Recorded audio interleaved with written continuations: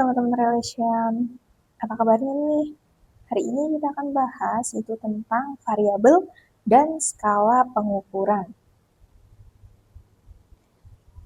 Sebenarnya apa sih itu variabel? Di sini kita akan bahas tentang definisinya dan juga pengelompokannya. Jadi yang pertama itu kita akan bahas tentang definisinya dulu ya. Jadi variabel itu secara teoritis adalah gejala yang nilainya bervariasi, pendapatan dan usia. Kemudian pendapatan itu disebut sebagai variabel karena nilainya bervariasi. Ada yang 500.000 per bulan, ada yang 1 juta per bulan, dan lain sebagainya.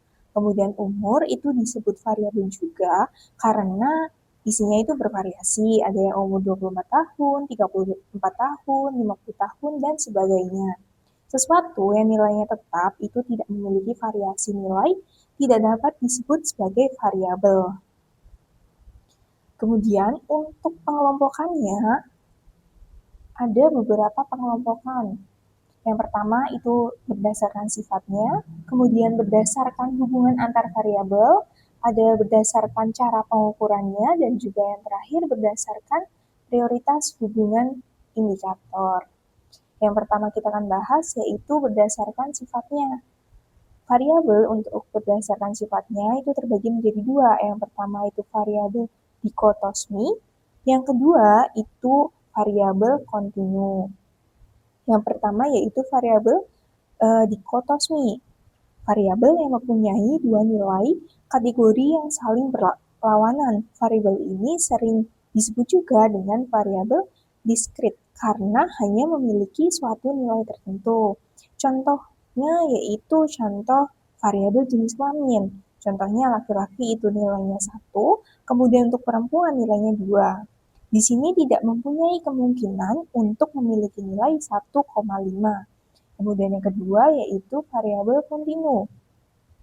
Variabel kontinu itu adalah variabel yang dapat mempunyai nilai dalam satu interval tertentu yang memungkinkan untuk muncul suatu nilai yang tidak selalu bulat, sehingga dapat dihasilkan nilai yang berupa bilangan pecahan. Contohnya, ada variabel berat badan, di mana berat badan Bibi itu 50 kilo, sedangkan berat badan Dino itu 62,75 kg. Di sini nilai variabel memiliki kemungkinan untuk berupa nilai desimal atau pecahan karena berada pada suatu interval tertentu. Ini merupakan contoh pengelompokan variabel berdasarkan sifat. Selanjutnya kita masuk ke pengelompokan variabel berdasarkan hubungan antar variabel yang terbagi menjadi 4. Yang pertama yaitu variabel independen, kemudian ada variabel dependen, variabel moderator, dan yang terakhir variabel intervening. Yang akan kita bahas satu persatu. Yang pertama yaitu variabel independen. Variabel independen itu adalah variabel yang mempengaruhi atau menjadi penyebab besar kecilnya nilai variabel yang lain. Variabel ini sering disebut dengan variabel predikator. Variasi perubahan variabel independen akan berakibat terhadap variasi perubahan variabel dependen. Contohnya, pengaruh inovasi terhadap kinerja organisasi. Dalam hal ini, inovasi itu merupakan variabel independen. Selanjutnya kita masuk ke variabel dependen. Variabel dependen itu adalah variabel yang variasinya dipengaruhi oleh variasi variabel independen. Varian ini itu sering disebut dengan variabel kriteria. Variasi perubahan variabel dependen ditentukan oleh varian perubahan variabel independen. Contohnya, pengaruh inovasi terhadap kinerja organisasi. Dalam hal ini, kinerja organisasi itu merupakan variabel dependen. Kemudian yang ketiga yaitu variabel moderator.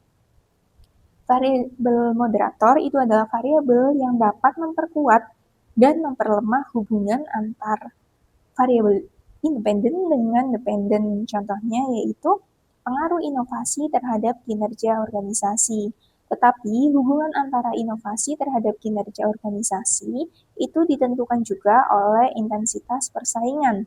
Oleh sebab itu, dalam hal ini, intensitas persaingan merupakan variabel moderator. Kemudian yang terakhir yaitu ada variabel intervening. Variabel intervening itu merupakan variabel antara yang dipengaruhi oleh variabel bebas tetapi mempengaruhi variabel tergantung. Contohnya, pengaruh inovasi terhadap keunggulan bersaing dan keunggulan bersaing berpengaruh terhadap kinerja organisasi. Dalam hal ini, keunggulan bersaing itu merupakan variabel intervening. Ini merupakan keempat pengelompokan variabel berdasarkan hubungan antar variabel. Selanjutnya, kita masuk ke pengelompokan berdasarkan cara pengukurannya yang terbagi menjadi dua. Yang pertama yaitu pengukuran variabel observed, dan kedua yaitu pengukuran variabel unobserved atau laten. Kita akan bahas satu persatu, di mana yang pertama yaitu pengukuran variabel observed. Variabel yang diukur secara langsung berdasarkan nilai skala yang ditunjukkan oleh alat ukur tersebut, misalnya panjang jalan, tinggi badan, berat badan, luas bangunan, dan yang terakhir pendapatan keluarga. Kemudian yang kedua yaitu pengukuran variabel unobserved atau laten. Variabel yang diukur melalui indikator atau indikasi yang dapat digunakan untuk menggambarkan varian tersebut. Misalnya, loyalitas pelanggan, kepuasan kerja, motivasi kerja, komitmen karyawan, rasa percaya, dan lain-lain. Kemudian kita masuk pengelompokan variabel berdasarkan prioritas hubungan indikator dengan variabel laten. Yang pertama yaitu variabel reflektif, kemudian yang kedua yaitu variabel formatif. Kita akan bahas yang pertama yaitu variabel reflektif. Dalam model penelitian reflektif, indikator dipandang sebagai variabel yang dipengaruhi oleh variabel laten. Oleh karena itu, angka dalam indikator reflektif itu harus menunjukkan pola intercorrelation agar dapat diterima sebagai pengukuran. Kemudian yang kedua yaitu variabel formatif. Dalam model penelitian formatif, indikator dipandang sebagai variabel yang mempengaruhi variabel laten. Oleh karena itu, angka dalam indikator formatif itu tidak harus menunjukkan pola intercorrelation agar dapat diterima sebagai pengukuran. Selanjutnya kita masuk ke skala dan juga pengukurannya. Tanpa pengukuran variabel, kita tidak dapat mengetahui hubungan antar variabel. Pengukuran pada dasarnya adalah usaha untuk menilai sesuatu berdasarkan satuan nilai tertentu. Misalnya, mengukur berat badan pada prinsipnya adalah usaha untuk menilai berat badan seseorang berdasarkan satuan kilogram. Pada ekonometrika, pengukuran harus memenuhi syarat-syarat yang ketat agar dapat diakui kebenarannya. Pada ilmu alam, skala pengukuran mudah untuk ditetapkan. Misalnya, skala pengukuran panjang dengan menggunakan satuan cm, meter, kilometer, dan seterusnya. Skala pengukuran berat bisa menggunakan gram, ons, kilogram, dan seterusnya. Namun, pada ilmu-ilmu sosial, termasuk ilmu ekonomi, hal itu menjadi lebih rumit karena peneliti harus menyusun instrumen sendiri, termasuk menentukan skala pengukurannya sendiri. Beberapa skala yang biasa digunakan pada ekonometrika yaitu antara lain yang pertama ada skala Likert, kemudian ada skala Goodman, ada skala sinematik diferensial, kemudian yang keempat ada skala rating yang akan kita bahas satu persatu. Yang pertama ada skala Likert, di mana skala ini digunakan untuk mengukur tanggapan atau respon seseorang tentang objek sosial. Jawaban setiap instrumen yang menggunakan skala Likert itu mempunyai gradasi dari yang sangat positif sampai dengan yang sangat negatif. Apabila item positif, maka angka terbesar diletakkan pada sangat setuju. Namun, jika item negatif, angka terbesar diletakkan pada sangat tidak setuju. Skala Likert itu selalu ganjil dan selalu ada pilihan netral atau undirected. Setiap item diberi pilihan respon yang sifatnya tertutup. Contohnya, Kondisi tempat kerja saudara sangat nyaman untuk melakukan aktivitas. Ada beberapa pilihan. Yang pertama yaitu sangat setuju, memiliki skor 5, kemudian setuju memiliki skor 4, netral memiliki skor 3, tidak setuju memiliki skor 2, dan juga sangat tidak setuju memiliki skor yang 1. Kemudian kita masuk yang kedua yaitu skala Goodman. Skala ini digunakan untuk mendapatkan jawaban yang tegas, terdiri dari dua alternatif. Misalnya, yang pertama yaitu iya atau tidak, kemudian ada baik atau buruk, kemudian pernah atau belum pernah, kemudian yang terakhir punya atau tidak punya. Penelitian akan menggunakan skala ini jika peneliti menginginkan suatu jawaban yang tegas atas suatu permasalahan yang ditanyakan.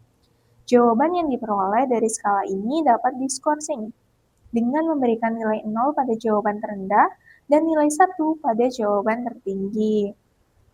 Contohnya, apakah Anda bersedia untuk melaksanakan pekerjaan di luar jam kerja? Untuk jawabannya A tidak bersedia maka skornya 0, kemudian yang B bersedia maka skornya 1. Kemudian yang ketiga yaitu skala semantik diferensial, di mana skala ini diciptakan oleh Osgood yang pada mulanya ditunjukkan untuk mengukur arti sebuah nilai-nilai. Skala ini digunakan untuk mengukur sikap tidak dalam bentuk pilihan ganda atau checklist, tetapi tersusun dari sebuah garis kontinum di mana nilai yang sangat negatif terletak di sebelah kiri, sedangkan nilai yang sangat positif terletak di sebelah kanan. Dengan demikian, responden akan dapat memberikan jawaban di antara nilai yang sangat positif dengan nilai yang sangat negatif sesuai dengan persepsi responden. Pengukuran menggunakan skala semantik diferensial itu menghasilkan nilai berskala interval sehingga dapat dihitung nilai rata-rata dan simpangan bakunya. Kemudian yang keempat yaitu skala rating. Dalam skala rating, data yang diperoleh adalah data kuantitatif yang kemudian ditransformasikan menjadi data kualitatif.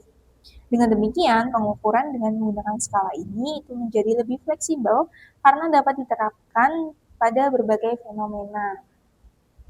Transformasi data kualitatif itu menjadi data kuantitatif merupakan hal yang penting jika penelitian dilakukan menggunakan skala ini. Kemudian selanjutnya yaitu skala dalam penelitian sebenarnya digunakan untuk memberikan nilai pada suatu satuan atribut yang diukur. Ada beberapa tingkatan skala pengukuran dalam ekonometrika, yaitu ada skala normal, nominal, ada skala ordinal, dan juga ada skala interval. Yang pertama yaitu skala nominal. Skala nominal itu adalah skala yang hanya digunakan untuk memberikan kategori saja. Kategori bersifat mutually eksklusif, artinya jika satu indikator sudah masuk pada satu kategori, maka tidak mungkin masuk ke kategori yang lain. Skala nominal itu merupakan skala yang tingkatannya paling rendah pada suatu penelitian. Contohnya wanita nilainya 1, kemudian laki-laki nilainya 2.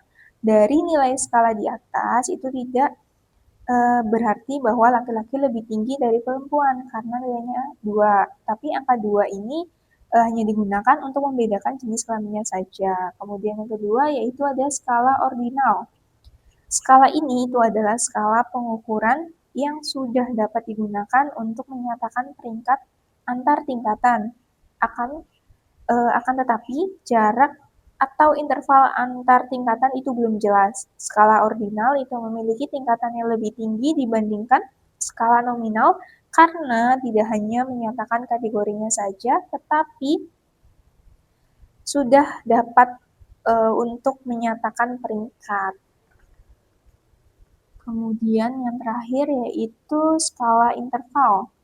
Skala interval itu adalah skala pengukuran yang sudah dapat digunakan untuk menyatakan peringkat antar tingkatan dan jarak atau interval antar tingkatan sudah jelas namun belum memiliki nilai 0 yang mutlak. Skala interval memiliki tingkatan yang lebih tinggi dibandingkan dengan skala ordinal karena tidak hanya menyatakan peringkat saja, akan tetapi jarak antar tingkatan juga sudah jelas.